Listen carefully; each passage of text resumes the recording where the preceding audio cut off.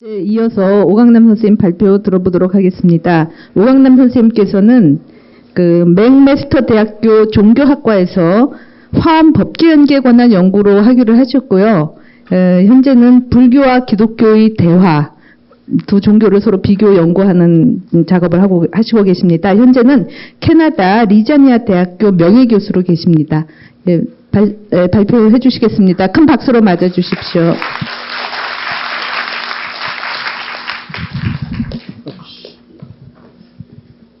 고맙습니다.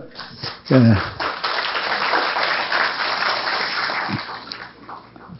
아까 오람 스님께서는 아무 초현대식 IT 기술을 사용하지 않으시고 해서 구석기 시대 방식으로 하신다 그러는데 저는 신석기 시대 방식으로 이것만 가지고 하겠습니다. 네. 여러분은 이제 초기 불교에서의 믿음, 다음에 대승불교에서의 믿음, 전통에서의 믿음, 또 심리학적 믿음 이렇게 했는데 저는 제 나름대로의 믿음을 얘기하고 싶습니다. 아까 박찬욱 교수님께서 종합이 될지 뭐라고 될지 모르는데 하여튼 제 나름대로 얘기하고 그런 다음에 여러분의 가르침과 교실을 받는 그런 형식을 취하고 싶습니다. 좀 쉬었으니까 이제 잠은 안 오세요? 예.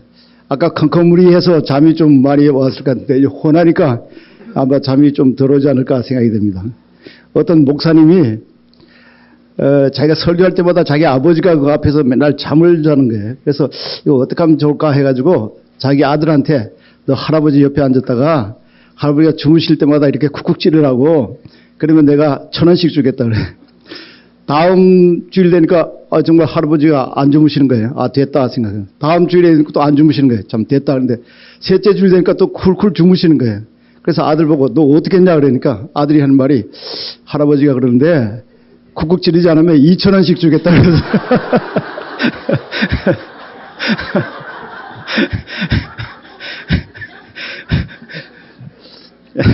저 오늘 화나니까 쿡쿡 찌르는 사람 없어도 좀 덜 주무시길 바랍니다.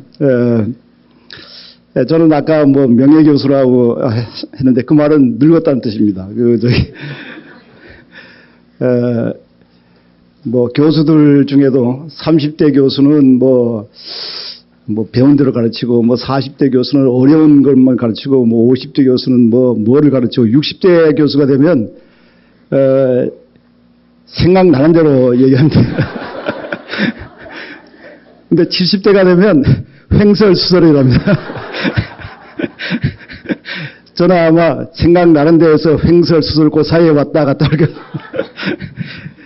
근데 정말 와서도 지금 뭘부터 시작할까 모르겠어요. 그래서 글은 썼는데 그 글이 너무 많으니까 다 할 수는 없고 무엇부터 시작할까. 그래서 횡설수설 말은 좀 어색하니까 물 흐르듯이 도덕경에 나오는 물 흐르듯이 생각나는 도 얘기해 보겠습니다.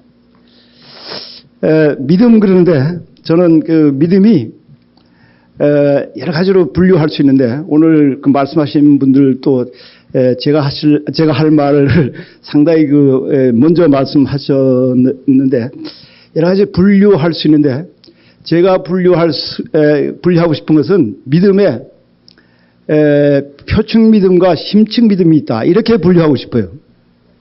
표층 믿음, 심층 믿음. 아까 권명수 교수님이 무슨 올바른 믿음, 올바르지 않은 믿음, 바람직한 믿음, 바람직한 여기에 다 하시는데 다 좋은 분류지만은 제가 하고 싶은 것은 심층 믿음과 표층 믿음, 표층 믿음과 심층 믿음. 이게 사실 제가 요즘 돌아다니면서 하는 얘기의 주제입니다. 근데 믿음에도 거기에 맞춰가지고 표층 믿음과 심층 믿음이라 이렇게 하면 그러면 불교는 표층 믿음이냐 혹은 불교는 심층 믿음이냐 혹은 기독교는 표층 믿음이냐 기독교는 심층 믿음이냐 이렇게 분류하기가 싫어요. 왜냐하면 제가 종교학을 그동안에 쭉 해오면서 제 나름대로 관찰해 보면 어떤 종교든지 예를 들어서 불교 그러면 여기 불교에도 표층이 있고 심층이 있어요. 또 기독교도 이렇게 말하면 여기에도 표층이 있고 여기도 심층이 있어요. 그러니까 표층, 심층.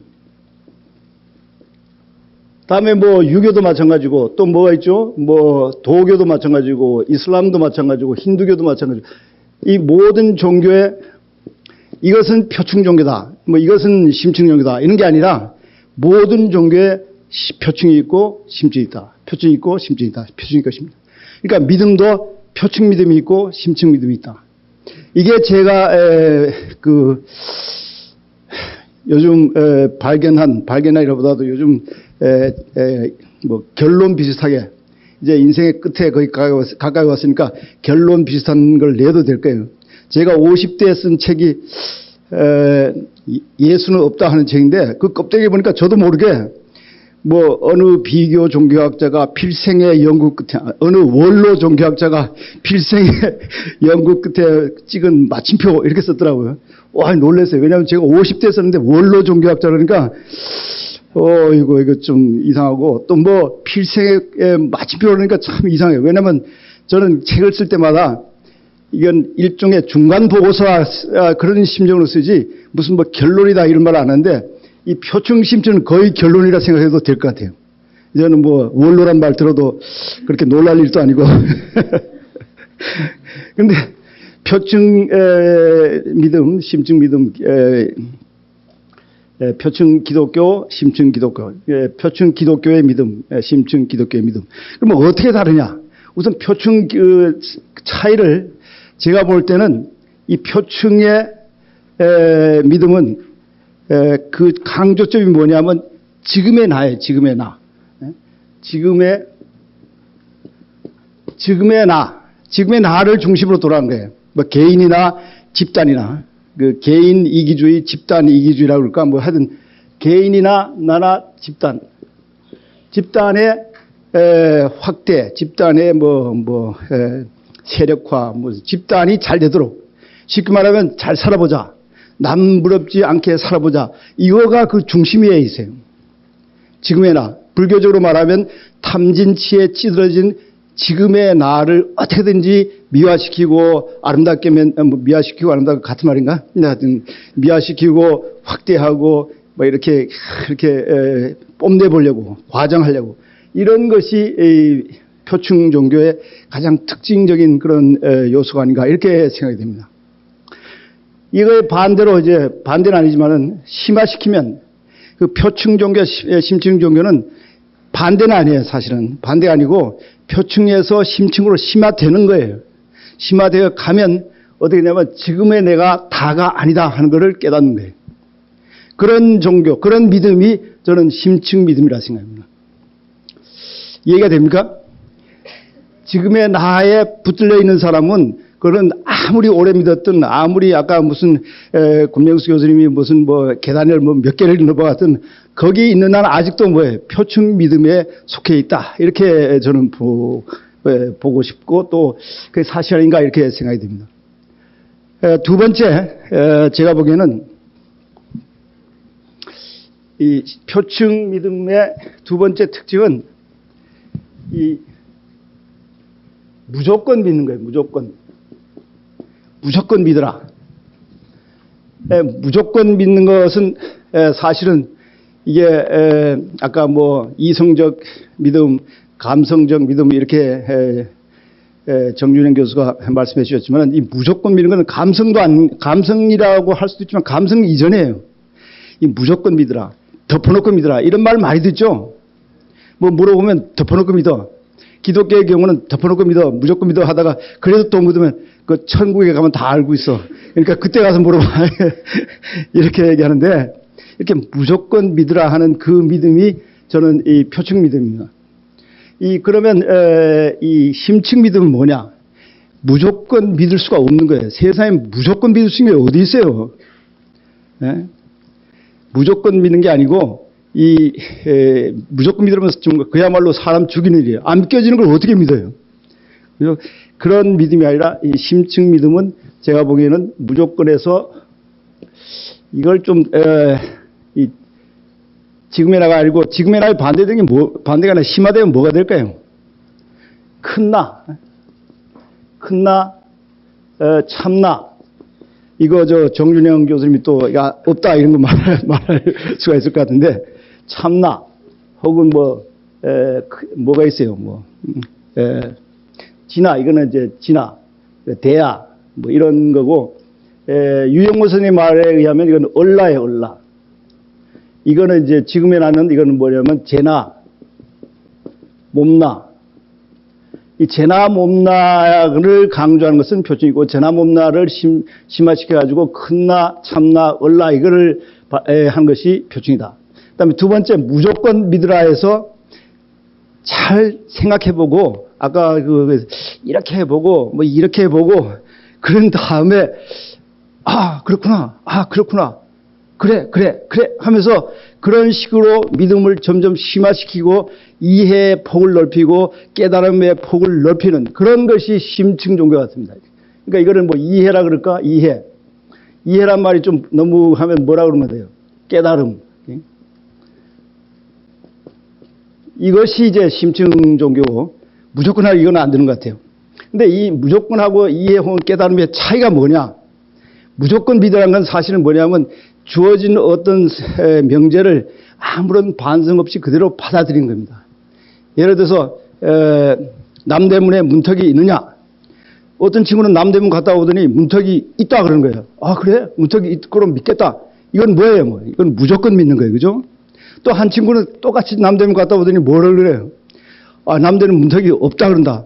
그래? 없나 보다.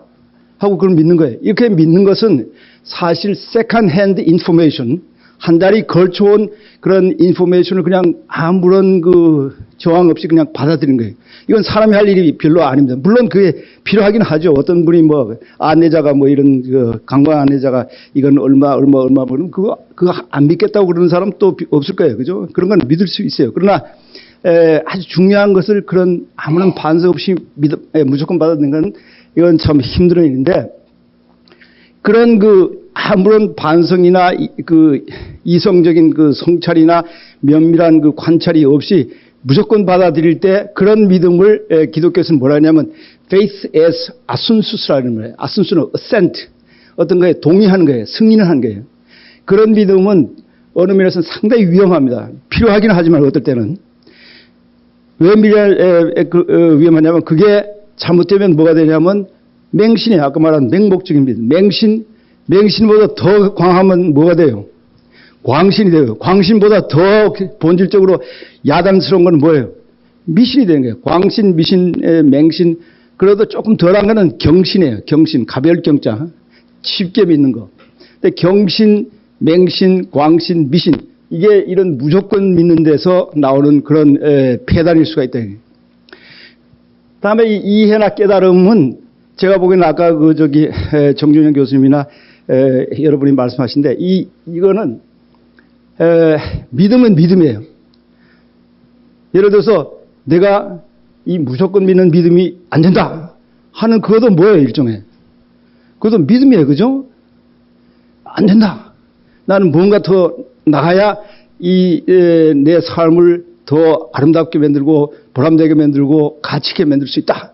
이런 것도 뭐예요? 하나의 믿음이에요. 근데 그런 믿음은 무조건적인 이성을 쓰지 않고 믿는 믿음하고 다른 거예요. 이성을 끝까지 밀고 가가지고 이성 스스로가 뭐냐면 이성에는 한계가 있다 하는 걸 스스로 느낀 거예요. 그때 뭐냐면 하나의 결단으로 하나의 모험으로 아까 길게로 말한 대로 신앙의 도약으로 그게 탁 들어가는데 그때 믿음은 이 같은 믿음이라도 무조건적인 믿음하고 다른 믿음이에요. 아까 오람 스님이 스님께서 우리의 청정심이 있다 이런 이런 것을 끝까지 간 다음에 나오는 얘기예요. 무조건 누가 그렇게 했으니까 그래 우리 본래 마음은 청정한 마음이야. 이렇게 믿는 건 무조건적인 믿음이고 우리가 정말 우리대로 나름대로 해서 정말 이성을 다 써서 이성이 손을 드는 거예요. 이성이 손을 드는 게 저는 보니까 가나선에서 확 깨닫는 거예요. 화두를 줘가지고 화두가 밀어제끼잖아요. 밀어제껴서 이성이 야 이제는 난 항복했다 하고 이성 이 너머에 있는 어떤 그 꽉 깨침 이런 것은 제가 보기에는 정말 우리가 바람직한 그런 심층 믿음이 아닌가 이렇게 생각이 듭니다. 이런 얘기 할 때 기독교 집회라면 아멘 그런데 그럴 수는 없고 언제든지 이의가 있으시면 반대하실 분은 손들어서 반대해서 자 그러면 다음에 그 표층하고 심층에 또 다른 차이가 뭐가 있을까?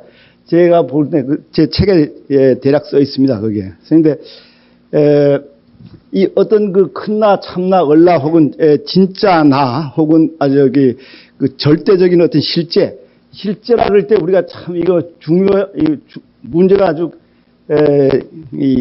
아주 어려운 말이에요. 실제 리얼리티라고 하는데 그 대문자 리얼리티. 이 리얼리티라고 할 때 우리가 thing이라고 생각하기 쉬워요. 어떤 물이라고 생각해요. 이 리얼리티는 물이 아닙니다. 어떤 물체가 아니에요. 어떤 사물이 아니에요. 리얼리티란 말은 있음 그대로의 본 모습. 뭐 어려운 말로 하면 실상 혹은 산스크리트 말로 하면 타타타. 있는 그대로의 본 모습. 영어로 해서 thusness 혹은 suchness 이런 말로 표현하는데 이건 사물이 아니에요. 우주에 있는 본 모습 그대로의 어떤 무엇 그것이 내 속에 있다 하는 것을 느끼는 그것이 제가 보기에는 심층 믿음의 거의 공통적인 그런 요소가 아닌가 이렇게 생각이 됩니다. 내 속에 그 절대적인 무엇이라고 말할 수 없는 그것 있다고도 말할 수 없고 없다고도 말할 수 없는 그 무엇. 유영모 선생님은 그런 걸 가지고 뭐라 하냐면 없이 계시니 그랬어요. 없다고 할 수도 없고 그렇다고 있다고도 할 수 없고 그러니까 그게 뭐 한문으로 말하면 진공묘유예요. 그런 어떤 무엇 실제가 내 속에 있다. 이거를 믿는 거예요. 이런 믿음이 제가 보기에는 심층 믿음의 공통적인 요소가 아닌가 이렇게 생각이 됩니다. 제가 몇 시에 시작했는지 제가 잊어버렸는데.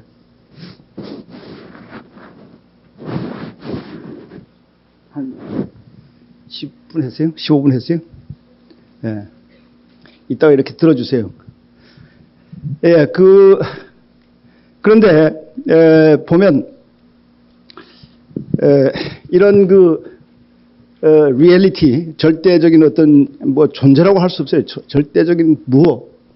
뭐, 도교에서 혹은 불성, 혹은 신성, 이런 것이 내 속에 있다 하는 것을 믿는 것이 심층이고, 표층은 그것이 저기 떨어져 있다. 저 멀리 있다. 이건 뭐 기독교만 아닙니다. 불교에서도 사실 대부분의 불자들은 뭐라고 생각해요? 부처님이 저기 있고, 비로자라 불이 저 어디에 계시다. 이렇게 생각하는 사람들이 더 많잖아요. 그죠? 이런 게 아니라, 정말 그 절대적인 어떤 무엇이 내 속에 있고, 가만히 보니까 내 속에 있는 그 절대적인 무엇이 바로 나의 가장 중요한 부분이구나. 이렇게 느끼는 거예요. 그러면 이게 뭐냐면, 내 속에 있는 그 절대적인 게 참 나구나. 나는 바로 그 절대적인 존재구나. 뭐 이걸 가장 강조하는 게 우리 다른점 힌두교잖아요. 그죠? 힌두는 뭐라 그래요? 벼마 여일 그런단 말이에요. 범양 브라만 아트만이 결국 하나다. 이런 얘기인데 그런 얘기는 뭐 꼭 브라만이 하는 거 아니라 선불교에서 제일 많이 하는 얘기예요. 내 속에 뭐가 있어요? 내 속에 불성이 있고 불성이 바로 내가 그 부처님이고 내가 부처님이 바로 나다. 이런 얘기를 합니다. 이런 얘기를 우리나라 종교에서 가장 강조하는 종교가 뭐냐면 동학입니다. 동학은 뭐라 그래요? 내가 이 한울림을 인격적인 어떤 존재라고 이렇게 볼 수 있지만 하여튼 절대적인 어떤 뭐라고 한다 그러면 그 한울림은 그 절대적인 무엇에 대한 상징이라고 보면 돼요. 하나님도 절대적인 묘사할 수 없는 뭘로 이게 디스크라이브 할 수 없는 그 무엇 언서를 절하는 그 무엇에 대한 묘사가 바로 상징이 바로 하나님 혹은 한울림 이렇게 보면 그 한울림이 내 속에 있다. 내가 그 한올림을 모시고 다닌다. 이게 시천주입니다. 그죠? 시천주. 시란 건 모신다는 시자. 우리가 다 알잖아요. 시봉한다는 시자. 시천주. 아이고, 글씨가 이상하게 옆에 쓰니까. 이렇게 시천주. 그러니까 이 시천주, 내 속에 있는 천주, 한울림이 진짜나다. 진짜나다. 그러니까 바로 그 시천주는 나다. 혹은 나는 바로 그 한울림이다. 이게 뭡니까, 이게? 그게 인내천이에요. 그죠? 인내천. 이게 네 번째하고 연결이 되는데, 이렇게 인내천이 되는데, 나만 그러면 한울림이고, 나면 한울림을 모시고 있느냐? 그게 아니고, 내 옆에 사람도 한울림을 모시고 계신다. 그러니까 그 옆에 사람도 한울림이다. 그러니까 옆에 사람을 이웃을 어떻게 해야 돼요? 한울림 모시듯이 모셔라. 그게 뭡니까? 그게 사인여천이에요. 그죠? 사인여천. 이게 제가 보기에는 그 심층 믿음의 아주 대표적인 거예요. 그게 하늘과 나와의 관계를 설정하고, 옆으로는 나와 나의 이웃의 관계를 설정해주는 이 수직과 수평, 이것이 결합되는 그런 것이 심층 믿음의 대표가 아닌가, 이런 생각이 듭니다. 사실 몇 번째요? 네 번째 이 차이는 뭐냐면, 심층의 그 표층은 모든 것이 하나하나 떨어져 있다고 생각해요. 떨어져 있다고 생각하는데, 심층 종교는 모든 것이 결국은 하나다, 이렇게 보여요. 하나 아닌 거, 노하나 하나로 이게 심화되는 것이 심층 종교와 표층 종교의 차이입니다. 이 표층 종교는 너는 너고 나는 나예요. 심층 종교는 불교든 기독교든 전부 다 뭐를 생각하냐면 그 토탈리티, 전체라 하는 것을 언제나 강조합니다. 이제 요거 가지고 얘기하면 나만 하늘님이 아니라 너도 하늘님이니까 너나 하나 똑같이 뭐가 돼요? 하늘님이고, 너나 하나 뭐가요? 하나다예요. 너나 나만 하나인 게 아니라 저쪽 사람도 하나고, 또 이런 사람만 하나인 게 아니라 물건도 하나예요. 모든 우주가 다 하나다 하는 그런 생각을 가지고 있습니다. 이건 유교에도 우리가 맨날 듣는 얘기지만은 만유, 동체, 만유, 일체, 무슨 만유, 귀일, 이런 얘기를 하잖아요. 도교도 물론 말할 것도 없고. 이런 식으로 하나를 강조해요. 기독교도 중세 신비주의자들은, 심층 종교인들은 뭐라고 생각하냐면, 우리가 신앙적으로 갈 때 세 단계를 거친다는 거예요. 첫째는 정화의 단계, 퓨리피케이션의 단계. 두 번째는 일루미네이션, 그 조명의 단계, 빛이 온 걸 느끼는 거예요. 세 번째 단계는 유니티의 단계, 하나 되는 단계. 온 우주가, 하나님과 나와 온 우주가 하나 되는 것을 느끼는 합일의 단계. 그걸 그 기독교에서는 아주 강조합니다. 그걸 뭐냐면 유니오 미스티카, 미스티컬 유니언이라고 이렇게 얘기하고, 기독교는 이런 게 없다고 생각하기 쉽지만은, 기독교는 그저 하나님 우리를 사랑해서 누구를 보내셨어요? 독생자를 보내셨고, 그 독생자가 우리를 위해서 피를 흘렸으니까 그 피를 믿으면 그 덕택으로 하늘나라 가서 잘 산다, 이렇게 생각하기 쉬운데, 사실 그거는 기독교의 일부입니다. 기독교를 다 얘기해 주는 게 아닙니다. 제가 이 불자들이 많이 모인 장소에서 얘기할 때마다 한국 기독교를 보고 기독교가 이렇다 말한 것은 상당히 위험한 거예요. 한국 기독교는 어느 면에서 뭐와 같으냐면 이 기독교 중에 별종 기독교예요. 이 한국 기독교는 제가 하는 얘기는 아니고, 이 기독교, 이거 상당히 후하게 준 겁니다, 이게. 여기까지. 요만큼은 표층이고, 한 5% 정도가 심층입니다. 이건 제가 하는 얘기 아니에요. 그 기독교인 자체가 하는 얘기예요. 미국도 마찬가지예요. 미국도 한 22% 정도가 하여튼 미국은 표층이 조금 올라가요, 이렇게. 심층이. 유럽 같은 데서는 아시겠지만은 이 한국 같은 기독교가 없어요. 거의 없어요. 그 대표적인 나라가 노르웨이, 스웨덴, 덴마크 같은 그 북유럽 나라입니다. 그런 기독교가 없으면 없을수록 어떻게 해요? 잘 살아요. 이런 말에서 좀 또 뭐 악플이 올라올지 모르겠는데 사실에 그거를 여러분 아시고 싶으면 최근에 그 번역돼 나온 책 중에 신없는 사회라는 책이 나옵니다. 미국의 사회학자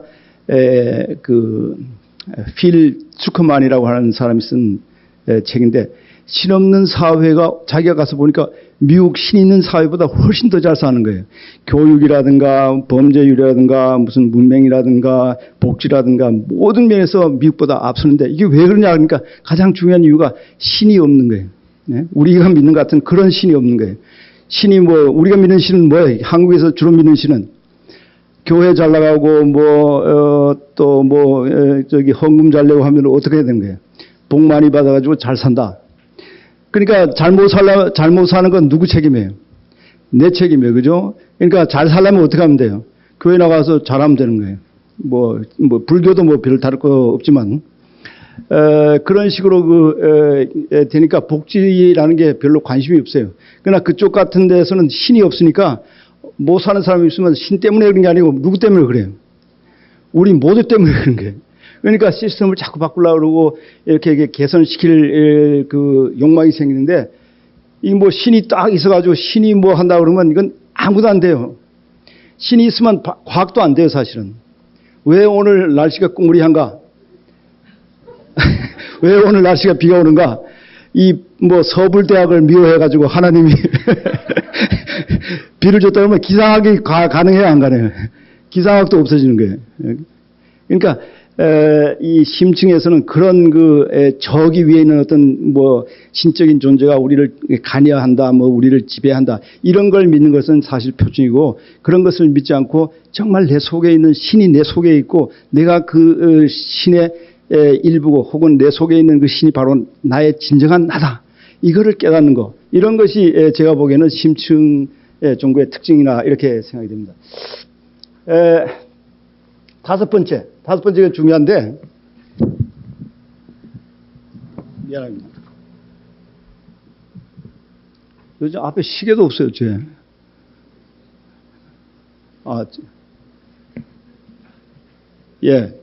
몇 분까지 하는 거예요? 4시 20분간? 20분? 예. 됐습니다. 이 표층 종교는, 표층 신앙은 문자주의예요, 문자주의. 표층신앙이 문자주의라는 것은 뭐 불교에 속한 분들은 다 아시겠지만은 선불교 같은 데 문자를 얼마나 조심하라 그래요. 문자가 필요 없다는 게 아니라 문자에 뭐 하라는 거예요. 매달리지 말라는 거예요. 그게 바로 분립 문자예요. 분립 문자. 영어로는 do not depend란 말을 쓰는데 depend on words and letters 뭐 이런 말을 쓰는데 문자에 의존하지 말라. 문자에 매달리지 말라. 문자는 뭐를 가리키는 뭐예요? 달을 가리키는 손가락이다. 이거예요. 달을 가리키는 손가락. 근데 달을 가리키는 손가락을 봐가지고 손가락으로 달을 봐야 되는데 이 손가락이 뭐 굵기가 얼마다 뭐 길이가 얼마다 뭐 털이 몇 개 붙었다 이거를 가지고 거기에 정신이 팔리면 어떻게 하는 거예요? 그건 안 되는 거예요. 그럴 때는 뭘 해야 돼요? 손가락을 잘라버려야 돼요. 그죠? 손가락만 자른 게 아니라 부처님이 우리 달을 보는데 방해가 되면 그 부처님도 어떻게 하는 거예요? 살불. 조사님이 우리가 달을 보는데 방해가 되면 그 조사님마저도 살불살조가 되는 거예요. 이런 식으로 문자를 절대화하는 그런 것이 얼마나 위험한가 하는 것을 이 심층종교 사람은 알아요. 그래서 문자에 달리지 않고 뭘 하냐면 문자에 뭐를 알아요? 문자의 속내를 아는 거예요. 속내. 문자의 깊은 뜻을 알아야 되는 거예요.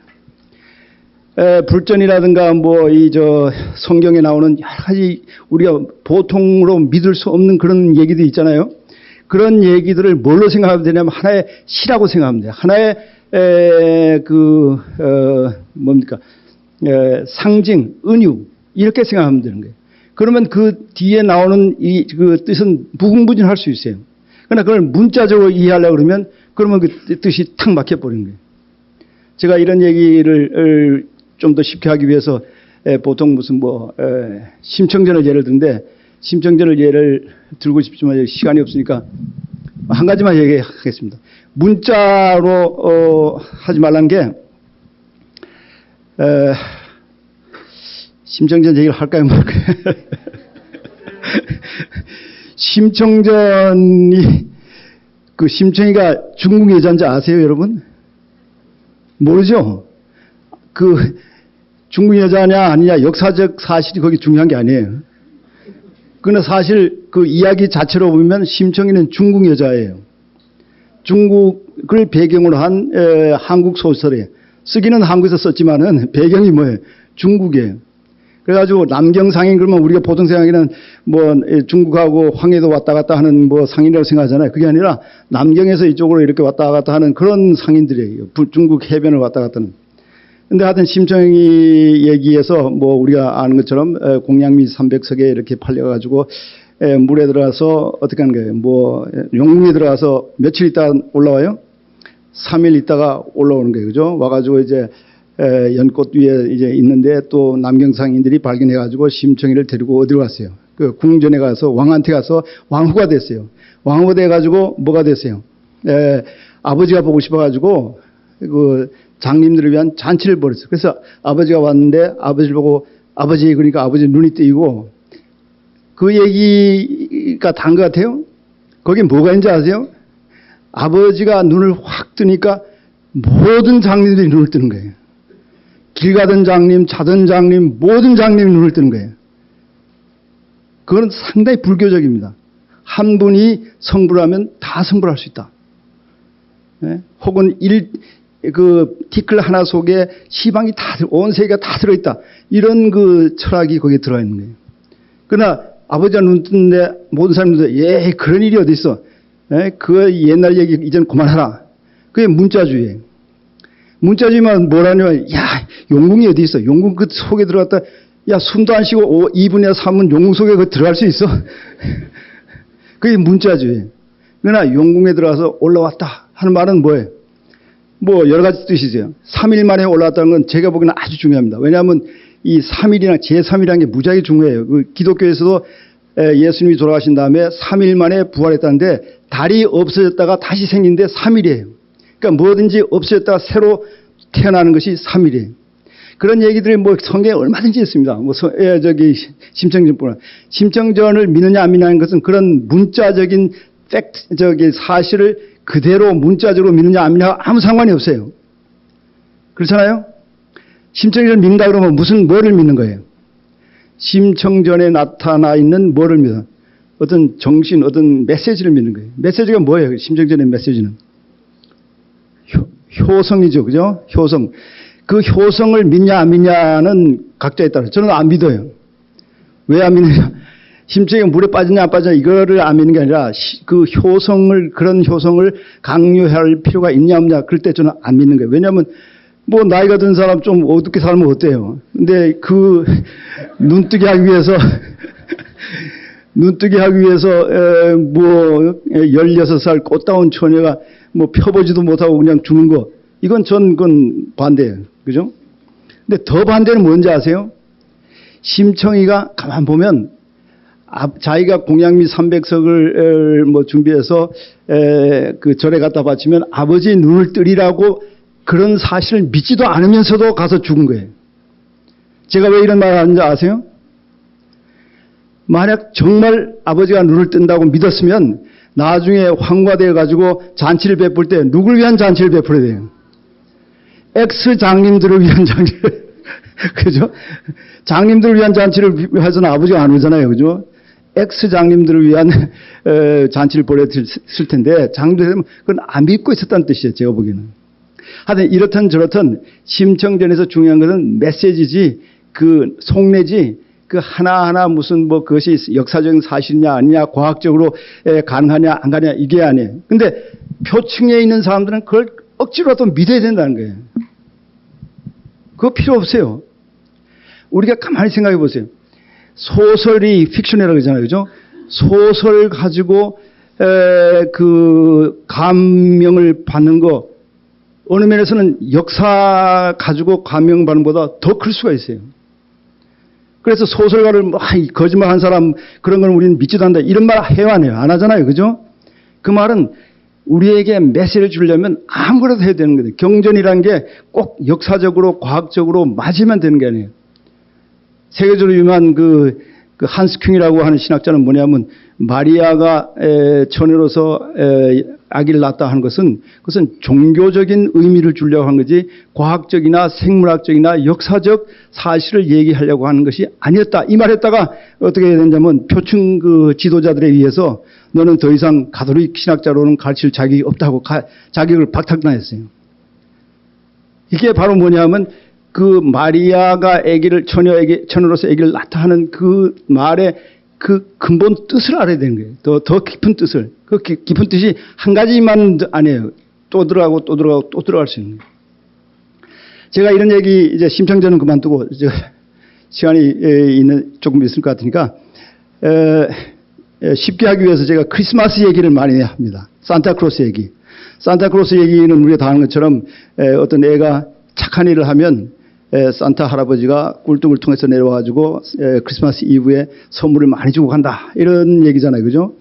근데 우리가 뭐 3살, 4살, 5살 아까 고명수 교수님 한 7살까지는 거기에 속하는 것 같은데 그때까지는 정말 그걸 문자 그대로 믿어야 돼요. 그래야 희망이 있고 뭐 사는 게 보람이 있는 거예요. 어느 면에서는 그 이야기는 문자 그대로의 그 이야기는 그 아이에게 뭐 삶의 의미, 뭐 용기와 뭐 희망의 원천, 거창하게 말해서 그죠? 그렇게 될 수 있는 거예요. 그런 애들 보고 야 그거 거짓말이야, 그거 아니야 이렇게 말할 사람 아무도 없어요. 그게 지금 표충에 들어가 있는 거예요. 그러나 표충에서 심화돼 가지고 걔가 뭐 엄마가 이제 거기다 물건 넣는 걸 보는 거예요. 선물 넣는 걸 보면 산타 이야기는 가족끼리 이렇게 사랑을 나누는 거구나. 이렇게 심화돼야 되는 거예요. 내가 받을 것만 생각하다가. 그러다가 좀 더 심화되면 가족끼리만 아니라 온 사회가 혹은 온 지구가 불우한 사람들에게 뭔가를 나누어주는 것이 산타 얘기의 근본 뜻이구나. 이렇게 하는 거예요. 그러다 더 사회적으로 관심이 많아지면 나누어주는 것만 가지고는 안 되겠다. 정의를 위해서, 평화를 위해서, 공의를 위해서 그런 거를 이 사회에 가지고 와야만 모든 사람에게 사랑이 나눠진다. 그래서 사회 참여를 할 수 있는 거예요. 환경운동이라든가. 더 깊이 한다 그러면 산타 얘기는 하늘이 내려오고 땅이 화답하고 천지합일 혹은 신이 내려오고 인간이 화답하고 신인합일 천지인 합일을 얘기하는구나. 이런 식으로까지 그 뜻이 점점 깊어지는 거예요. 근데 표충에 있는 믿음의 사람은 그렇게 내려가면 안 된다는 거예요, 자꾸. 뭐라 그러냐면 너는 처음 믿음을 뭐라 그래요? 처음 믿음을 지키라. 첫사랑을 지키라. 자꾸 그러면서 이 내려가는 사람을 반복을 붙드는 거예요.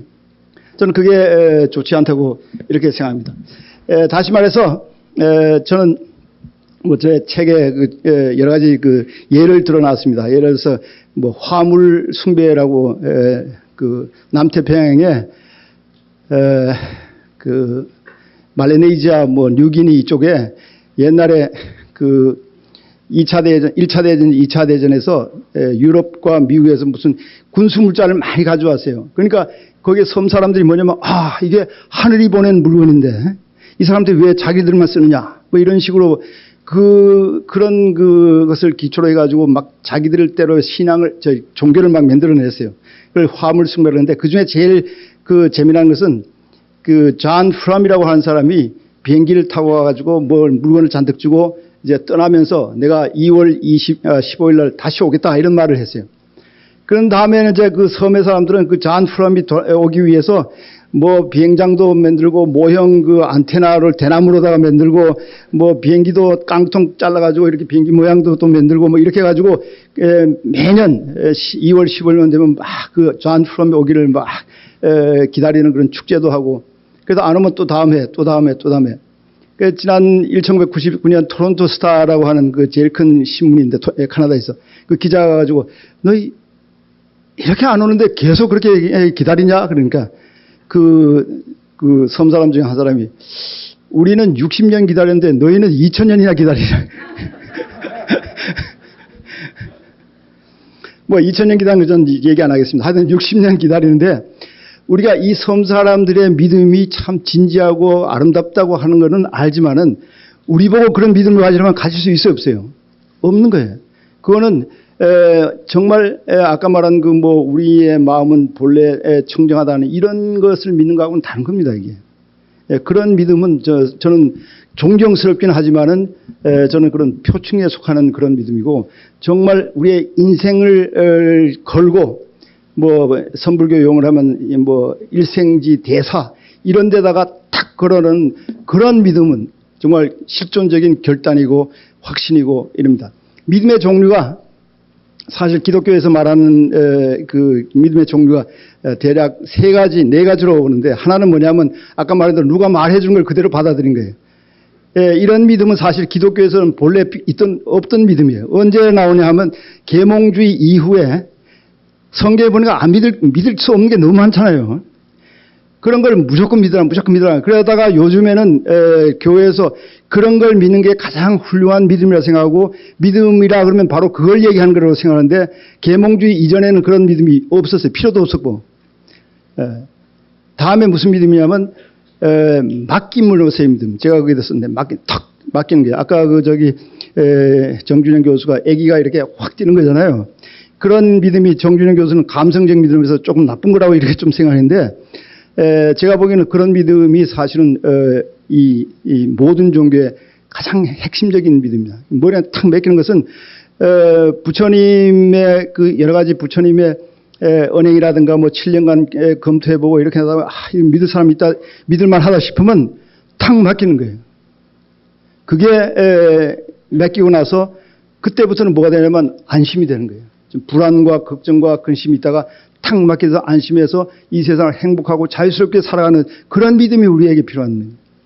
더 필요한 믿음은 세 번째, 제가 이거 말씀한 게, 더 필요한 믿음은 제가 뭐 이런 지금까지 한 얘기에서 조금 나오긴 했지만은, 더 필요한 믿음은 뭐냐면 막 궁구하고 찾고 하는 거예요. 유교로 말하면 경물치지를 하는 거예요. 경물치지. 사물을 끝까지 궁구해서 그 알미 어느 단계에 확 이르렀을 때 뭐가 나오냐면 주자 말하면 명이 탁 터지는 거예요. 밝음이 팍 나오는 거예요. 그게 뭐 장자는 조철, 아침에 밝음이 팍 일어난다. 혹은 뭐 기독교에서는 아까 말한 일루미네이션, 조명의 단계가 팍 터지는 거예요. 이럴 때 세상이 확 보이는 거예요. 확 보이는데, 아까 그 오람 스님이 제가 아주 의미 있게 좀 들었는데, 천둥이 팡팡 쳐가지고 확 보이는 거예요. 일시나마 확 보일 때 그런 그 봄, 그것이 바로 정말 믿음의 가장 중요한 부분이다, 이렇게 생각합니다. 이걸 영어로 보면 얘기하다가 막 이렇게 설득을 하잖아요. 그러면 나중에 야, I see 그런다고. I see. 나는 본다, 이게. 본다는 뜻이 여러 가지인데,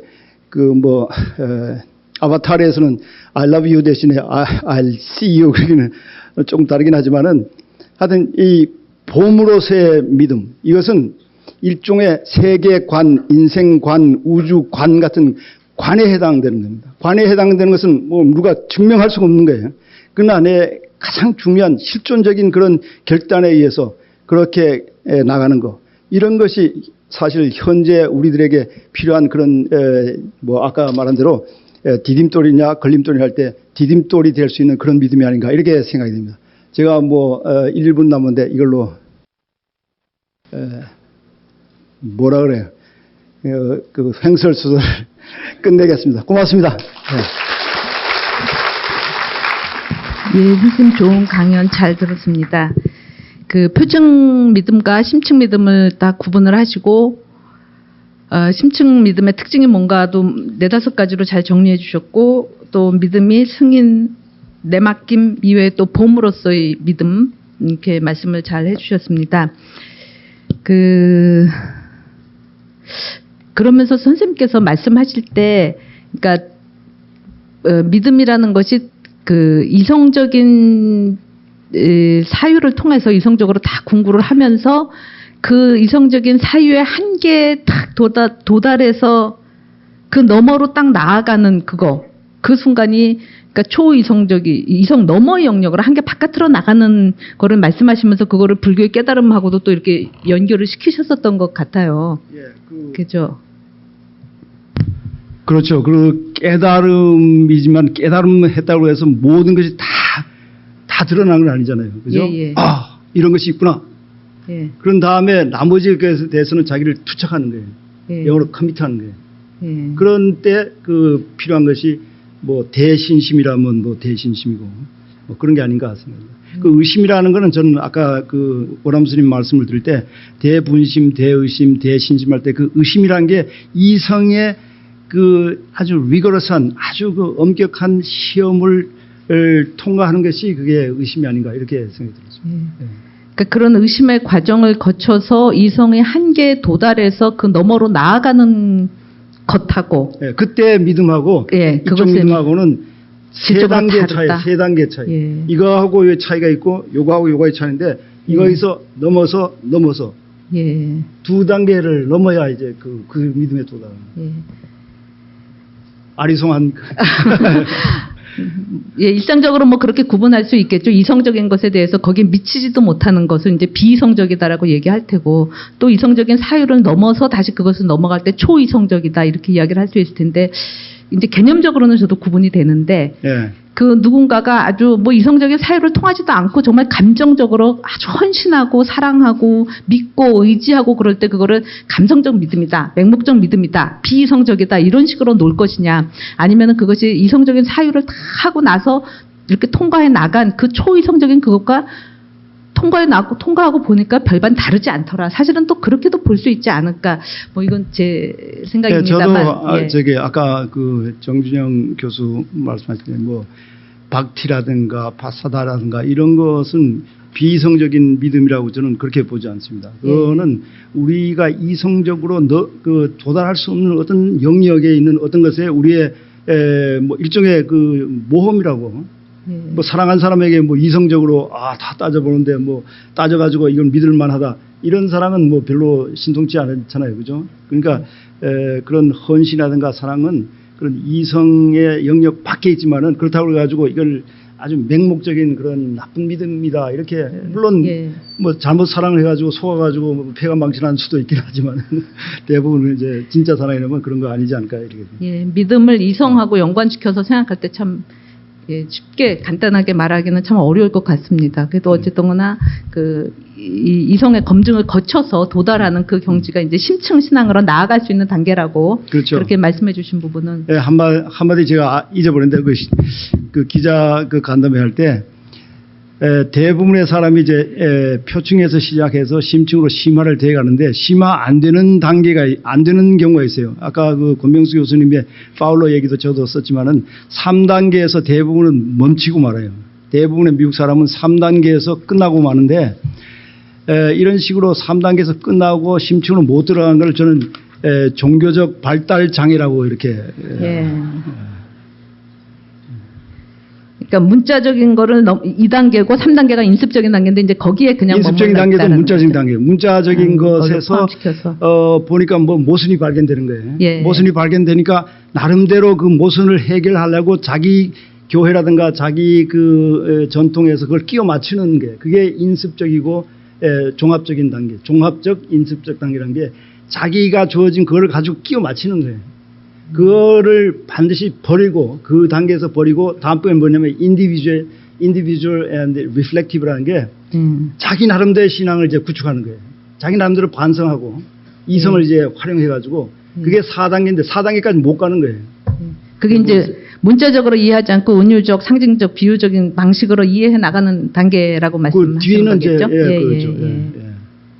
그렇게 문자적으로 이해하지 않고 은유적 비유로서만 이해할 때는 혹시 자기가 가지고 있는 개념 틀로 이렇게 집어넣어서 이해하기 때문에 초이성의 영역으로 나가는 거를 또 방해될 수 되지 있죠. 않을까요? 그러나 그 가장 중요한 그 표준은 뭐냐면 그런 식으로 나름대로 자기대로 이제 은유적으로 해석을 해가지고 그것이 인류에 대한 사랑 혹은 그 절대적인 뭐 기독교로 말하면 하나님에 대한 사랑이 커지냐 적어지냐 그게 다른 거예요. 자기 이기적으로 써버리면 다시 또 도라미 탑으로 되는 거예요. 미안합니다. 도라미 탑이